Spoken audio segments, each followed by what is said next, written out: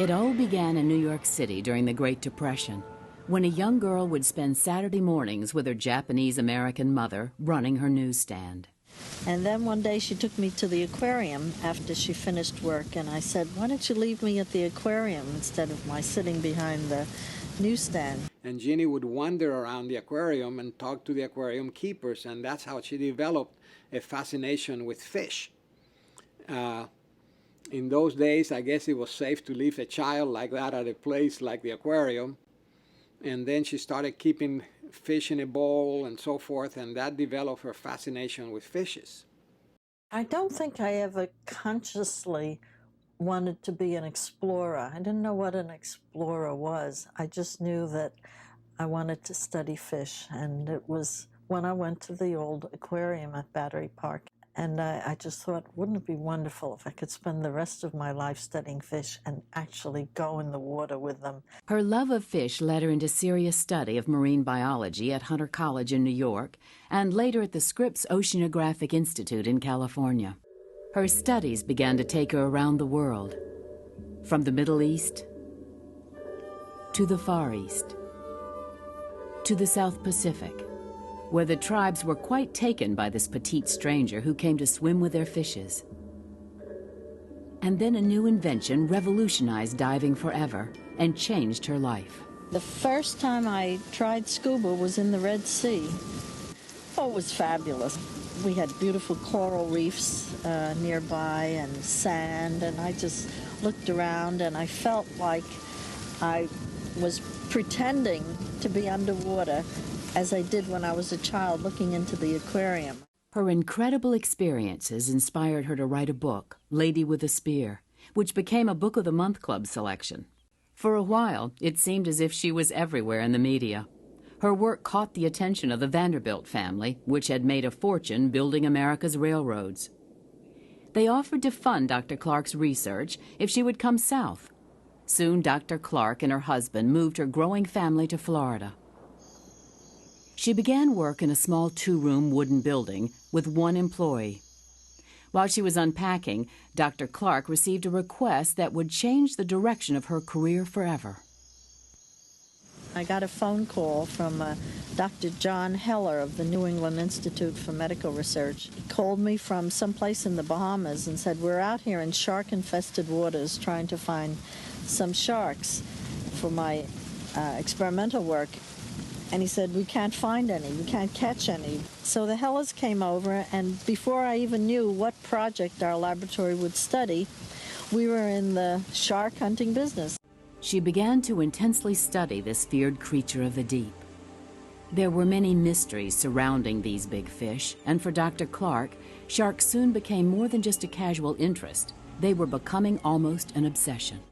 And pretty soon, because of her background and what she had learned about fishes and fish behavior, she started keeping sharks in captivity and doing experiments on their learning ability, conditioning, and so forth.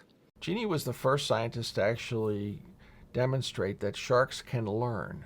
Believe it or not, before Jeannie, people didn't think that sharks were that smart and they could learn, and she's the first one to show that sharks can be trained, and they can be trained to essentially give answers to questions about what they can see and other aspects of their biology. So she actually published that work in the very prestigious journal Science, and she's very well known in the scientific community for that. One of the most interesting studies that she had in National Geographic magazine talked about the discovery of a certain kind of fish in the Red Sea, the Moses sole, that produces a toxin which she showed was actually a natural shark repellent, a chemical shark repellent.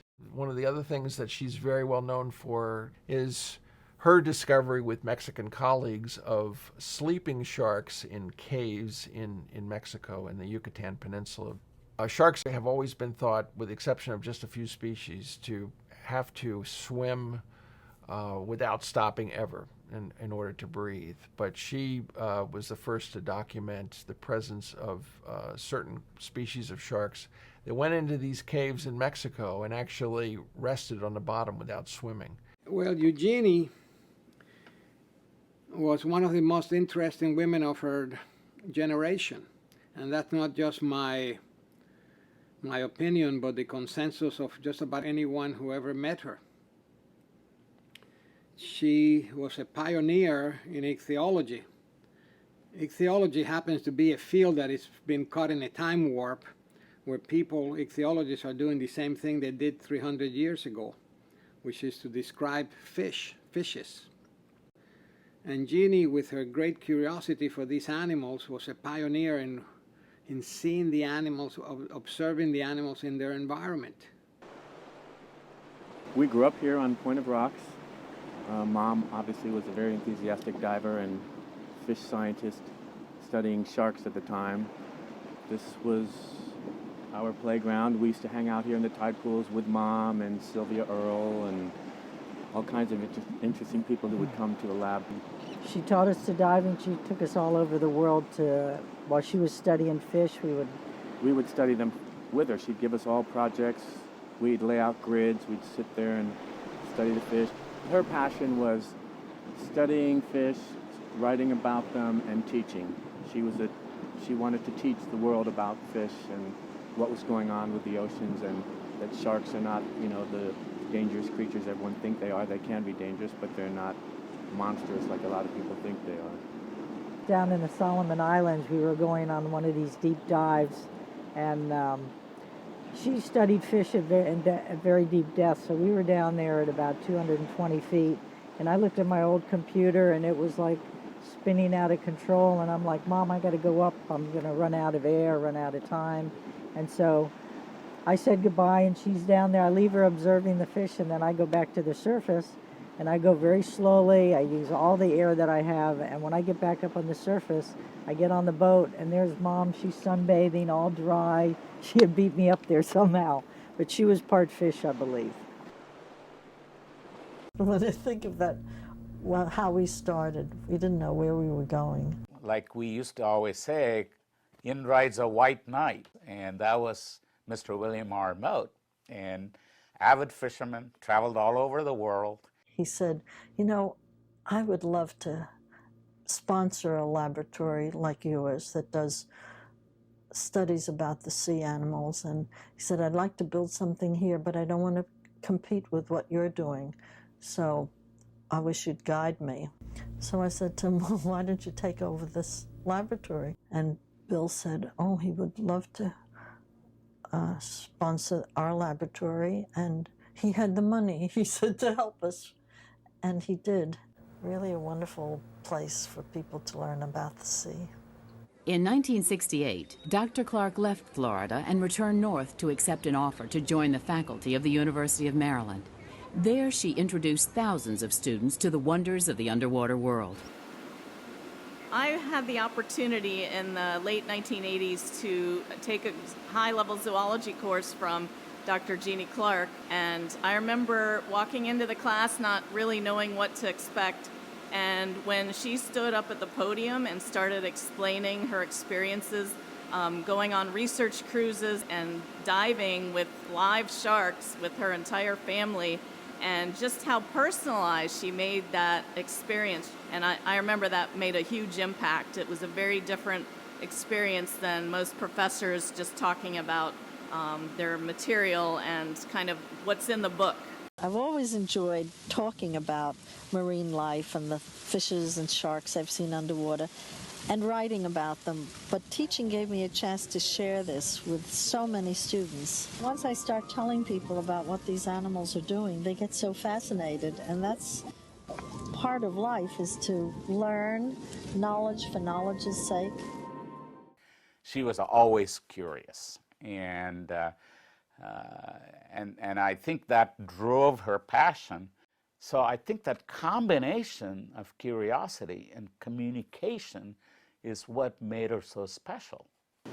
Dr. Clark found everything interesting about the clownfish fish. She started off with the patterns, so she found out that the patterns on the sides of the fish were unique to each individual. Just being in her presence was inspiring, you could say. Her thirst for knowledge and her willingness to share that knowledge was really inspiring and still inspires me today. And that's something that I carry with me and that I hope to inspire the next Eugenie Clark.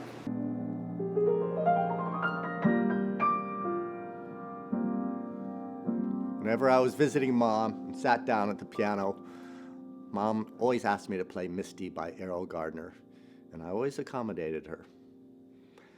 The first diving adventure I remember taking with my mother was in the Red Sea. It was the mid-60s. I was 6 years old. We were snorkeling over a beautiful sandy spot, and Mom saw an interesting fish diving in and out of the sand. She dove down and was able to collect it quickly in a net. She brought it up to the surface and asked me if I would hold the fish in my mask. So I took my mask off, put it in, and we swam into shore. After a little while of studying this fish, she realized it was a new species. And since I helped her bring it in, she named the fish after me, Trichinotis nickii. Because it quickly dives into the sand to evade predators, they call it Tricky Nicky, her youngest son.